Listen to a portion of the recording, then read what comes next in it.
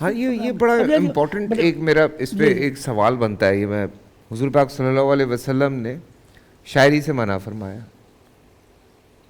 لیکن نعت میں تو شاعری موجود ہے. بسم اللہ والصلاۃ والسلام علی رسول اللہ. نعت کا مطلب ہے نبی پاک صلی اللہ علیہ وسلم کی تعریف و توصیف. بالکل. تعریف و توصیف کے کئی انداز ہوتے ہیں.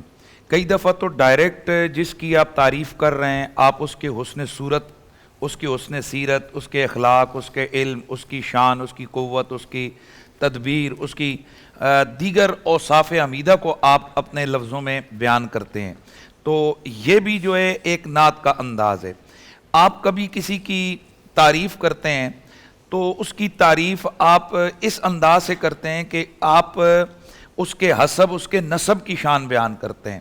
اور کبھی کبھی تعریف کا ایک انداز یہ ہوتا ہے کہ آپ اپنے محبوب یعنی جس کی آپ تعریف کر رہے ہیں، ویسے تو نعت کا یہ جو لفظ ہے یہ تعریف کے لیے ہوتا ہے، لیکن اب یہ غلط العوام ہو کر یہ عرفی طور پر یہ خاص ہو گئے نبی پاک صلی اللہ علیہ وسلم کی شان بیان کرنے کے لیے. بالکل. یعنی اب ویسے عربی میں لفظ نعت کا مطلب تعریف ہی ہوتا ہے، لیکن اب ہمارے عرف میں جب کہا جائے نعت پڑھو تو اس کا مطلب ہے نبی علیہ السلام کی تعریف کرو. تو اب تعریف کے پھر دوسرا انداز یہ ہے کہ محبوب کے دشمن کی مذمت کرنا. اب جب ہم دیکھتے ہیں نبی علیہ السلام کی نعت کی تاریخ کے حوالے سے، تو نبی علیہ السلام کی نعت بنیادی طور پر تو پورا قرآن نبی علیہ السلام کی نعت ہے.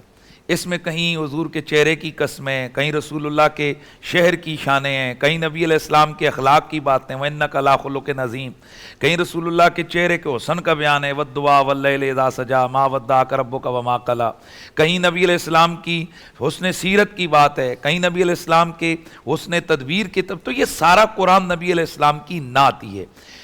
لیکن اب یہ جو بطور نظم، یعنی نعت کی پھر دو انداز ہیں. ایک تو بطور نثر ہے تحت لفظ، جیسے یہ ہم جو بیان کر رہے ہیں یہ بھی نعت ہی ہے. جی. ایک نثر ہے اور ایک نظم ہے. تو نظم میں چونکہ وہ اشعار ہے، اشعار کے ذریعے سے نبی علیہ السلام کی شان بیان کی جاتی ہے.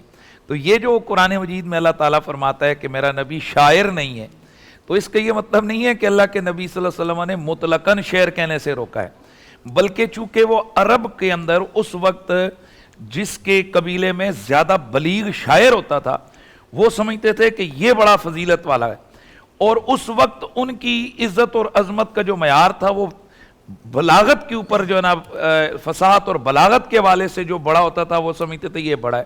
جب رسول اللہ نے اپنا کلام قرآن کی صورت میں، یعنی جو آپ قرآن ہے، حضور نے قرآن کی صورتیں سنائیں تو وہ حیران اور ششدر رہ گئے، اور وہ کہنے لگے کہ یار یہ تو شاعر ہے کہ اس طرح سے مسجع اور مقفع کلام سنا رہے ہیں جن کی آیتوں کے ایک ایک آیت اس قدر معانی کے سمندر کو اپنے اندر سموئے ہوئے کہ جناب جس کا جواب نہیں ہے.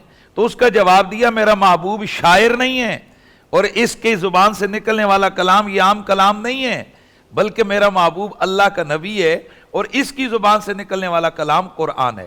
اور دوسرا اس وقت کا ایک جو انداز تھا شاعروں کا وہ تھا کہ بے جا مبالغہ یا جھوٹ بولنا. تو ایسا کلام بیان کرنا کہ جس کے اندر بے جا مبالغہ ہو، جھوٹ وغیرہ ہو، اس کی آمیزش ہو، ایسے شعروں کو اللہ کے نبی نے پسند نہیں کیا. رہ گئے یہ کہ نبی علیہ السلام کی مدح سرائی ہو اور اشعار ہو. سبحان اللہ، میرے نبی کے چچا حضرت عباس سامنے کھڑے ہو کر رسول اللہ کی نعت، اور خود عرض کرتے ہیں کہ یا رسول اللہ میں آپ کی نعت نہ سنا دوں آپ کو. میرے نبی نے فرمایا چچا سنائیں آپ کیا کہتے ہیں. تو اس وقت پھر آپ نے وہ نعت سنائی کہ آپ تو اللہ کا وہ نور ہیں جو حضرت آدم سے لے کر حضرت آمنہ تک آیا، اور جب وہ نور دنیا میں چمکا تو پھر جناب یہ فاران کی چوٹیاں بھی روشن ہو گئیں، مکہ بھی روشن ہو گیا اور پوری زمین بھی روشن ہو گئی. حضور سن رہے تھے.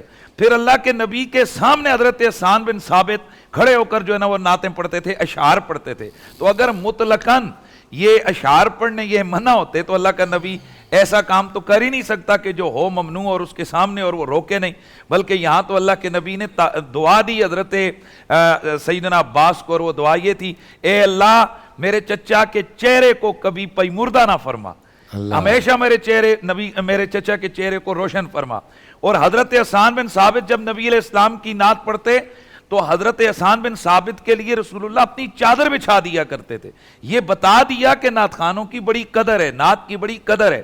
اور اسی طرح نبی علیہ السلام کی جو نعت خوانی ہے یہ پچھلی صدیوں میں بھی جاری تھی. یہ بھی بڑی عام بات ہے کہ نبی علیہ السلام کی جو نعت ہے یا شعر میں 1000 سال قبل تو بہمیری ایک بادشاہ گزرا ہے، تو وہ بادشاہ اسے جو یہود کے علماء تھے انہوں نے بتایا کہ ایک نبی آخر زمان تشریف لانے والے ہیں، تو اس بادشاہ نے پھر جناب یہ جو اب مدینہ شریف ہے اس کی تعمیر کروائی، یہ شہر بسایا، پھر یہاں ایک اونچی بلڈنگ بنائی، اور وہاں کھڑے ہو کر یہ روزانہ مکے کی طرف کھڑا ہو کر انتظار کرتا تھا میرے نبی پاک کے آنے کا۔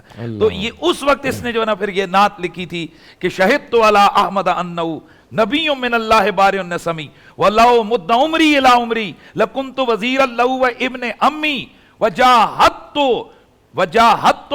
بالسیف اعداءہ بالسیف اعداءہ وفرجت عن صدری کل امی۔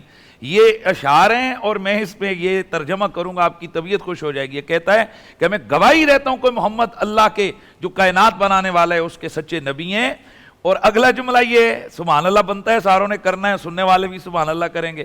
آگے کہتے ہیں کہ اگر ولو مد عمری الی عمری لکنت وزیرا لہ و ابن امی، اگر میری عمر اللہ اتنی بڑھا دے کہ میں رسول اللہ کا زمانہ پاؤں تو میں ان کا بھی غلام ہو جاؤں گا، ان کے چچا کے بیٹے علی کا بھی غلام ہو جاؤں گا۔ اللہ اکبر، یہ سبحان 1000 اللہ، سال سبحان اللہ۔ پہلے قرآن کہتا ہے نا کہ مثلهم فی التوراۃ و مثلهم فی الانجیل، یہ علی اور زہرا اور حسنین یہ عام ہستیاں نہیں ہیں، ان کے تذکرے ہم نے تورات میں بھی کیے ہوئے ہیں، انجیل میں بھی کیے ہوئے ہیں۔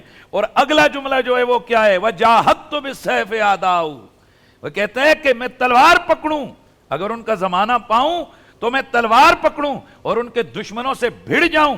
وَفَرَّجْتُ عَنْ صَدْرِي كُلَّ اَمِّ، ہر وہ غم جو میرے محمد عربی کی طرف آئے اس کے آگے میں کھڑا ہو جاؤں، میں اپنے سینے پہ اس درد کو سہ لوں، اس تیر اس تلوار کو میں اپنے اوپر جھیل لوں جو محمد کی طرف آئے۔ سبحان تو اللہ۔ یہاں سے پتہ چلا میرے نبی کے عاشق صدیوں زمانہ ہزاروں سال پہلے بھی تھے، اور اس وقت بھی وہ نعرہ ناموس رسالت کا لگا رہے تھے، یہ شان نبی بیان کر رہے تھے، یہ شان علی بیان کر رہے تھے، اور یہ نعت خوانی اس وقت سے جاری ہے۔ بلکہ اگر وقت نہیں ہے، میں معذرت چاہ رہا ہوں، پتہ ہے بڑی دیر سے بریک پہ ہم پھنسے، کیا اچھی بول انٹرٹینمنٹ کے شوز دیکھنے کے لیے ہمارے چینل کو سبسکرائب کریں اور بیل آئیکن پر کلک کرنا نہ بھولیں۔